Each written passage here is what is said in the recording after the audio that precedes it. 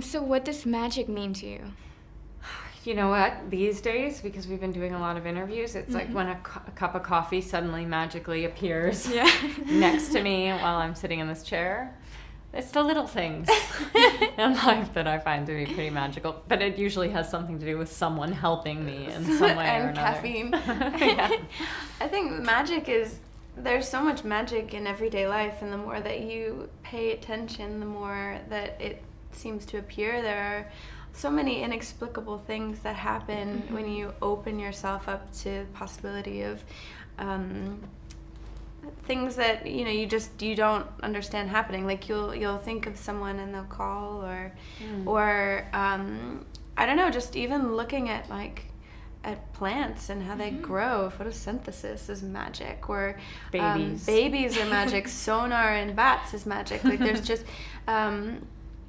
or something will happen in your life. Employment is totally magical.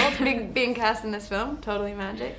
Or something that seems like a terrible event happening to you, where it just seems like an utter disaster, and you think, why is this happening? And then a few months later, or even years later, you realize that needed to happen to prepare you for something. It's awesome. Magic is real. Man.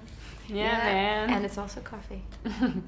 So how do you feel about the divided society in the film between the No-Majs and the wizarding community? Like the law stated at the end where he asked if, whose side is the law really there to protect? Right. It's a kind of warning for what happens when people don't try to understand one another. It forces people into separate camps and causes strife and war and crisis. I think it's really applicable to our times right now. Yeah, Very relevant. It's really interesting. The more that you focus on your differences, the more those differences are highlighted, the more difficult it becomes to find common ground.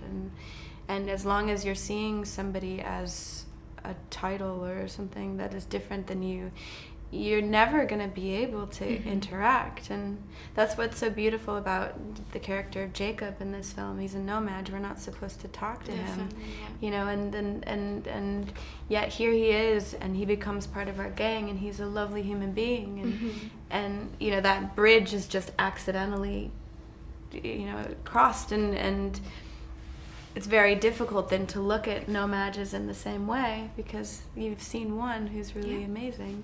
Yeah. Thank you so much. Thank you. Yeah, of course.